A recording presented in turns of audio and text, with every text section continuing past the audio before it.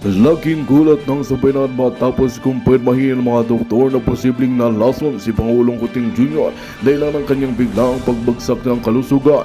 Ayon sa medical findings na inilabas kanina, may natuklasang nakalasong substansya sa katawan ng Pangulo na umano'y hindi normal at maaring resulta ng sadyang paglason. Agad na isinailalim sa masusing pagsusuri ang mga pagkain at inumin na inihain kamakailan sa Malacanang upang matukoy ang pinagbula ng substansya. Agad namang umbingay ang issue sa publiko at samot-saring espekulasyon ang lumitaw. Ayon sa ilang tagamasid, maaaring bahagi ito ng mas malalim na plano laban sa administrasyon ng Pangulo. May mga nagsasabing konkretado ito at lumalaking tensyon sa loob ng gobyerno, lalo na sa mga opisyal na di mo rin nagbabalak na patalsikin si Kuting sa pwesto. Ito ay isang malinaw na babala na ang intriga at talitan sa pagitan ng mga politika ay narito pa rin. Ayon sa pahayag ng isang political analyst, habang patuloy na inoobserbahan ang kalagayan ng Pangulo, ay pinahayag ng Malacanang na mahigpit na binabantayan ng seguridad sa palasyo at mga opisyal nito. Inuutos na rin ng mas malalim na imbestigasyon ukol sa posibleng pagtatangka sa buhay ng Pangulo. Sa kabila ng lahat, nananatiling palaisipan sa publiko kung sino ang nasa likod ng di umano'y pagkalason kay Kuting at kung paano ito makakaapekto sa kasalukuyang administrasyon. At yan nga ang balitang ating pagkakatutukan. Ngunit bago ang lahat, siguraduhin mag-subscribe at ihitang notification bell para sa patuloy na pagtutok sa mga silyap ng bagong balita sa tunay na boses ng masa.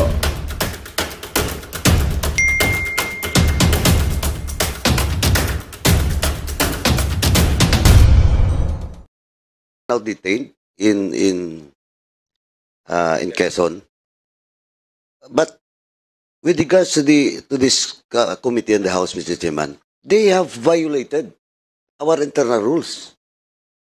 Our rules in contempt, letter F or paragraph F, undue interference during committee hearings and inquiry in aid of legislation. Kaya kahit, Mr. Chairman, kahit makalabas lang makapag-bail, I will not hesitate to move, Mr. Chairman, to cite it in contempt. That is undue interference. Hindi lang simpleng tinakot nila yung witness. That's an insult to this institution. Wala silang pakundangan. Kaya, Mr. Chairman, of course, we have to invite them, but sabi ko na nga, malamang baka makapag-bail. Pag makapag-bail, Mr. Chairman, dapat pumunta sila dito, and I will personally move to cite in contempt for undue interference at the very least, Mr. Chairman, because letter F is just 10 days of detention, maximum 10 days. Thank you, Mr. Chairman. What is the case filed against them? Unjust vexation, threat, intimidation, what? Ang ipinile po namin kaso, sir, ay una po ay violation of domicile, grave threat po, sir, and unjust vexation. Di lahat yan, available. Yes, sir. Ano status nila ngayon? Are they going to file for ano? Nung umalis po, sir, kami ay nakakulong pa rin po, sir. Hindi ko lang po alam, sir, kung sila ay nag-aayos na, sir, ng bail. With this action that was taken by these 8 PNP officers, RD, what action will be taken in order to prevent for this men to magpapile ba kayo ng administrative case against these people? Ongoing na po yung proceedings ng administrative cases nila. It was taken over by the Regional Internal Affairs Service, Your Honor. So we'll be asking the prosecutor's office of Quezon, no? Siguro the COMSEC will write a letter para at least maimbitahan po natin agad sila right away in the next hearing. With the permission of the body. Okay lang po ba? Okay. So there's a motion by Congressman Acop that we invite and write a letter to the prosecutor's office, the BJMP, and the PNP. I believe nasa BJMP pa sila, no? Nasaan na sila? Nasa custodial facility po, sir, ng Lucena City Police Station, sir. Station pa lang pala. Okay. So there's a motion, duly seconded. Any objection? Hearing none. The said motion is now approved. Okay. So, yes. Congressman, Chairman, follow up ko lang, Chairman, kasi RD, anong case na final? And who filed that case? Administrative po, sir. Or criminal po, sir, yung tinatanong. And then, sa criminal muna. Sa criminal po, violation of domicile, unjust vexation, and grave threat, Your Honor. So yun yung recommendation nyo. Filed na po, Your Honor. Kaya nga, Yes, Your Honor. ngayon sa administrative, Yung administrative po is ongoing pa po yung investigation na kinakandak po sir ng IAS, Your Honor. But I'm sure it will fall sa grave misconduct, Your Honor. now, RD, yung process ng investigation nyo, gaano katagal?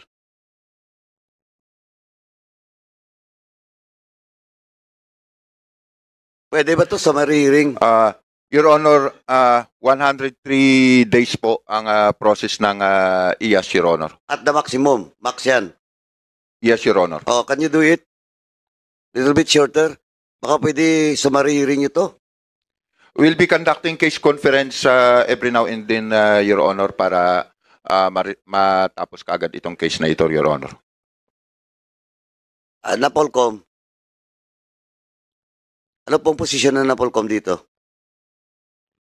Your Honor, we have just received all the necessary document to proceed with the investigation, Your Honor. Once we get to conduct the initial, sir, we will give you an update. Pakitutok na lang po, Napolcom. No? RD, that's 103 days. Tama?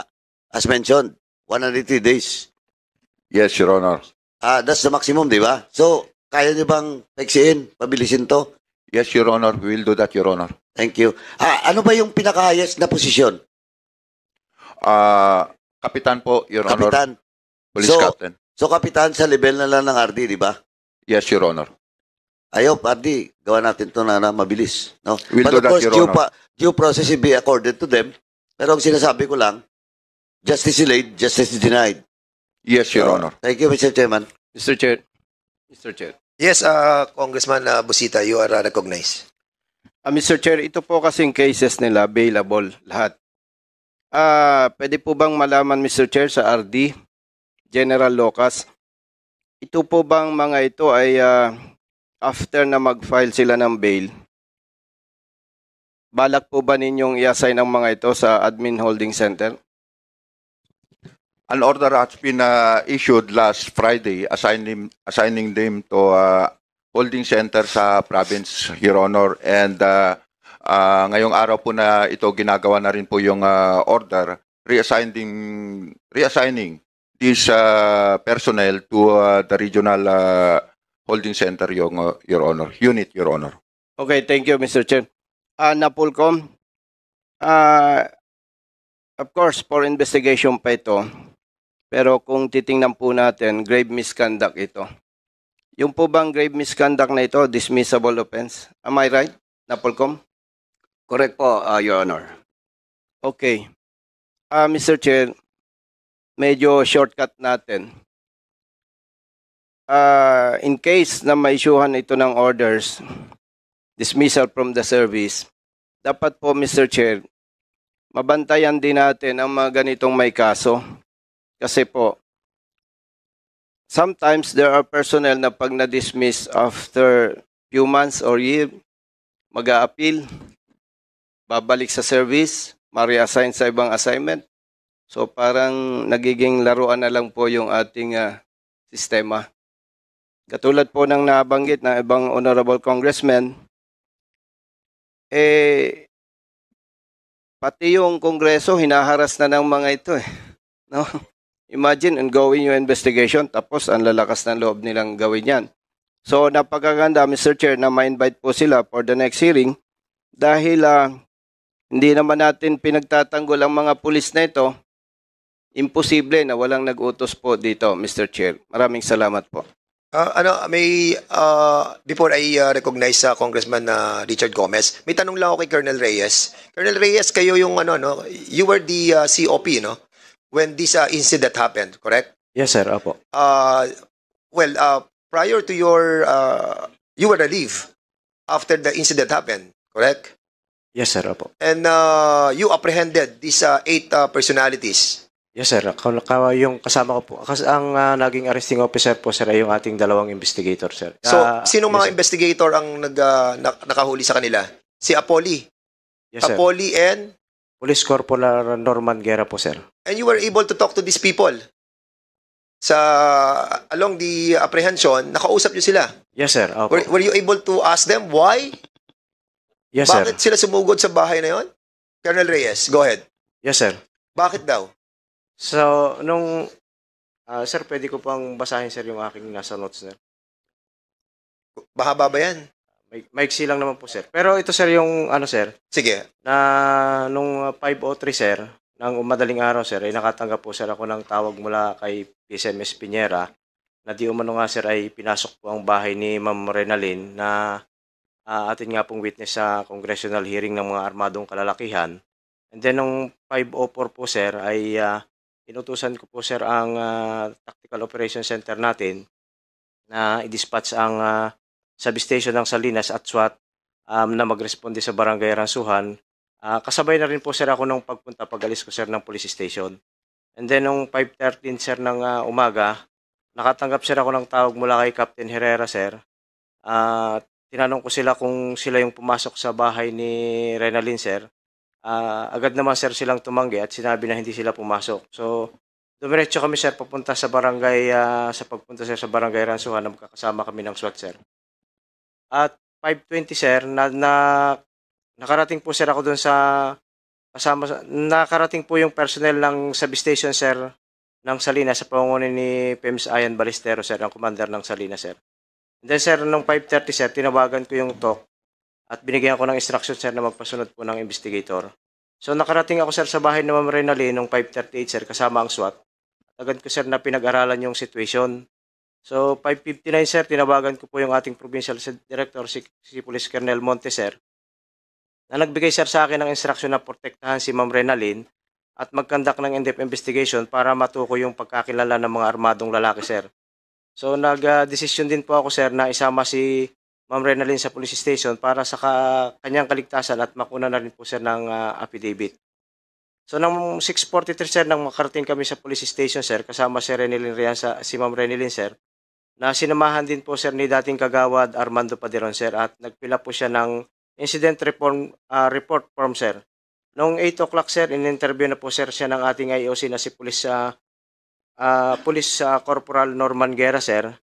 At ako, sir, ay inimpormahan ni IOC, sir, na ang posibleng mga armadong kalalakihan na pumasok sa bahay ni Ma'am Renalyn, sir, ay ang ating Station Drug Enforcement Team sa pamumuno po ni Police Captain Herrera. So, at 8:10, sir, ininformahan ko yung ating PD, sir, na naging resulta ng pag-uusap namin ng IOC at nagbigay ng instruction, sir, na hulihin ang DET personnel kung makikitaan pa ng probable cause na sila nga yung pumasok sa bahay ni Ma'am Renalyn. So, nangalap, sir, kami ng ebidensya na kaming IOC, sir, tulad ng mga CCTV footages po, sir, sa barangay, yung CCTV footages, sir, sa pagdating nila sa police station galing sa anti-illegal drugs sa Barangay Ransuhan, sir. And then, ng 8:44, sir, nagpasa kami ng short messaging system namin, sir, o ang IOC ko, sir, papunta ng Tactical Operation Center. Na agad din naman, sir, ipinasa sa akin at saka sa pitok, sir, at nakitaan na ng probable cause ng armadong pumasok sa bahay ni Ma'am Renalyn, sir, ay ang SDET, sir. Sa SMS, sir, nakalagay po, sir, doon na unidentified pa, sir, yung ating mga suspects, sir, ng mga armado, sir. So, nung nakitaan na, sir, namin ng probable cause, sir, agad po namin pinaresto ko na nga po, sir, sa ating investigator, yung walang personnel, sir, at pinaturn over ko, sir, yung kanilang mga firearms sa station accountable officer, sir. Okay, so yung ganun yun, merong operation, drug operation. Yes po, sir. And in accordance to their operation during that time, hindi kasama to. Nung base, sir, sa pagtatanong ko sila, sir, sinasabi nila na cohort daw po, sir, si Jonathan. So kaya nga po, sir, ako Ano? may PIDEA coordination, sir, na nakalagay po, sir, ay si Christian Salcedo with cohort, sir. So sinasabi nila sa akin, sir, na si Jonathan ay siya yung cohort, sir. All of the sudden naman, sa middle of the investigation, after 2 days, in-identified agad si Jonathan bilang cohorts doon sa drug operation. So kaya, sir, Sino nagsabi nun? Si Police Captain Herrera, sir. Kaya nga po, sir, ako ay... So, nilink na niya agad yung si Jonathan Yes, sir. para at least maging ma-justify nila yung kanilang gagawin. So, Sir, if I may, Congressman. first question. So, ang sinasabi nyo, Hepe, ang basis ng operation ay by bus, correct? yes po, sir. Yun po yung sinabi nila, sir, sa akin. Ano pong address ang nakasulat doon sa by bus? Barangay Ransuhan po, sir. Bahay po ba ni Renalyn ang nakasulat doon? So, sir, wala pong nakalagay na kung bahay po ni Renalyn, sir, kundi po kay Christian Salcedo, sir, and cohort, sir. Yun po ang nakalagay sa Kapideya Coordination, sir. Hindi, kasi kung... Paano ka magkoconduct ng by bus kung walang address? Kasi kung magba-by bus ka at walang address, eh di maski sinong bahay na lang pwede mong pasukan. Kung yun ang basihan ninyo. If I may, Congressman, interjection lang, maliit lang. Yes, yes. Ikaw ang hepe doon during that time, di ba? Yes po, sir. Did you order the operation during that time? No, sir. Pero alam ko lang po yung... Bakit sila nag-operate without your knowledge? Hindi, sir. Ang sabi niyo po, sir, ay order eh. Hindi, I pero mean, may with my... yung operation... Wait. Di ba, bago mag-operate ang mga tao natin, meron tayong knowledge about it, correct? Yes, sir. Opo, sir. So, yung operation nila doon sa bahay ni Renalyn, hindi mo alam?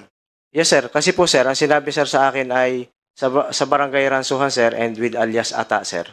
O, so hindi identified yung si Jonathan doon sa bahay. Kanina sinasabi mo kasi yung Jonathan sinama nila. Yes, sir. Opo.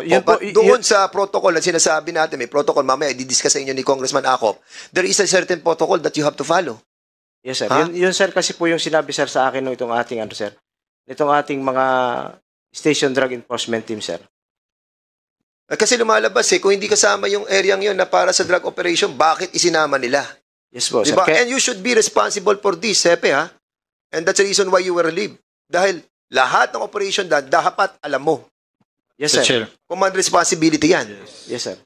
At hindi ka makakaiwas sa administrative case that will be filed against you by NAPOLCOM and by IAS. If ever that magsimula na yung kaso na yan. Sige, Congressman Congressman Richard Gomez, you are now recognized. Thank you, Mr. Chair. Tatanong ko lang kay Hepe, no? Ano pangalan niya, Mr. Chair? Colonel Reyes? Yes, sir. Di ba kayong lahat ng mga polis, pag meron kayong ginagawang operation, meron kayong co-plan? Sir, sa drug operation po, sir, Oh. wala po, sir. Meron din. Case operation plan. Humingi nga kayo ng budget sa mayor eh.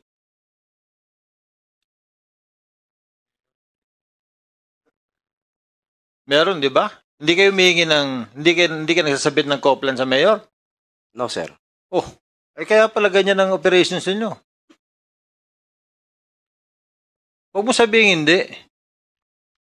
Sir, ang subject po kasi namin, sir, ay by bus operation, sir. Kaya nga. Kahit ano operation yan. Mas kailangan nyo nga ng pera kasi nga may mga case build up pa kayo eh. Di ba? Sa kayo kukuha ng pera para pang case build up. Ano ba yung case build up? Bibili kayo, test buying kayo. Kaya na siguro ng munisipyo ninyo? Munisipyo ba yung hawak ninyo o city? City po, sir. O city. O lalo na, hindi kayo humihingi ng hindi kayo nagsasabit ng co-plan? No, sir. Kaya pala ganun ang operations ninyo eh. Kami, mga mayor kami. Bago kami nag-congressman eh. Lahat ng ginagawa ng pulis, alam namin. Dapat alam namin. Ito, matanong ko lang po si Mrs. Rianzales. Ito bang ginawa ng pulis sa inyo? Kayo ho ba ay nag-file ng complaint sa PLEB?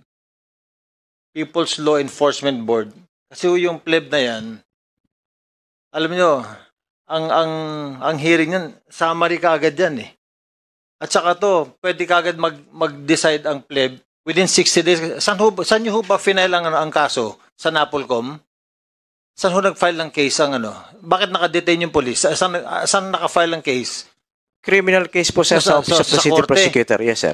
Puputi na lang ang book nila. Andun pa yun, di ba matapos? So, importante na ang private citizen, pwede sila mag-file ng case sa LGU, sa pleb. Within 60 days, may summary findings na yan. Pwede na i-dismiss yung mga scrupulous ng mga police. Within 60 days. So, ito yung karapatan ninyo. Pwede kayo mag-file sa People's Law Enforcement Board. May member ho yan. I-hearing ho yung case ninyo.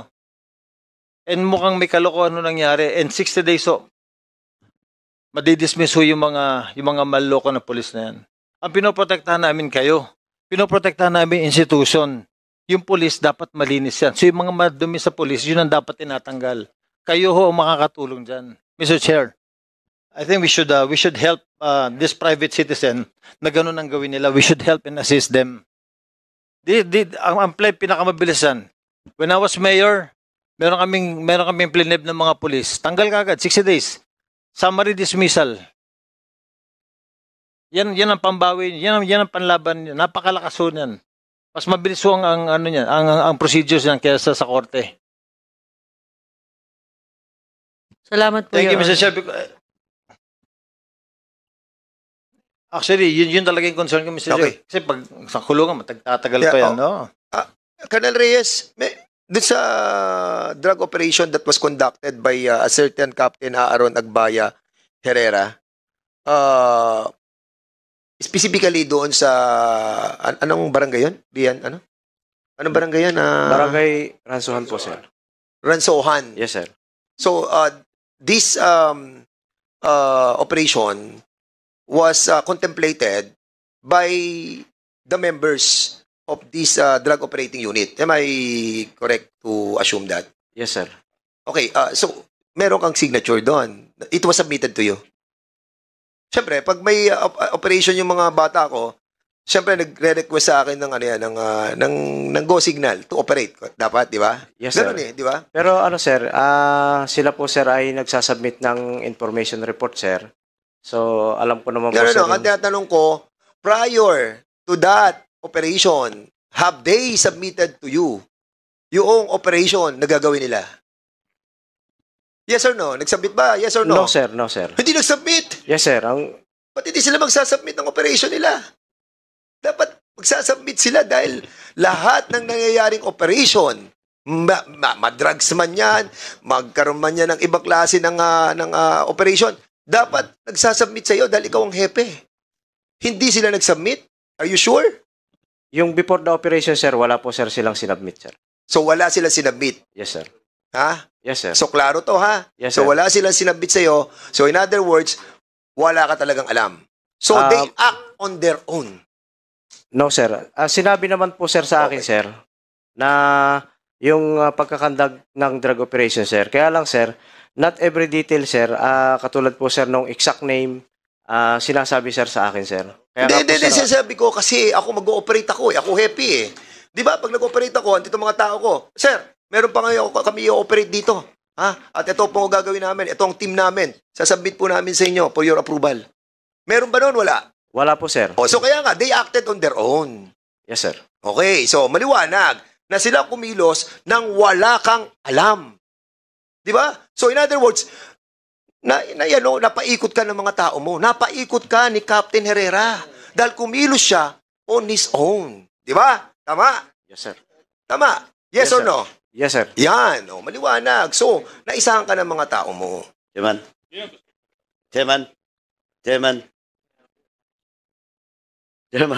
Go ahead. Thank you, Chairman. Colonel Reyes, Yes po, sir. City Director, CD. Yung operation na ginawa nila, alam mo yon, di ba? But of course, the detail when, yun ang hindi. Yes, sir. Opo, sir. So alam Magandang balita ang hatid namin sa inyo ngayong araw. Sa pagtatapos ng aming balitaan, nagbigay kami ng mga mahalagang impormasyon.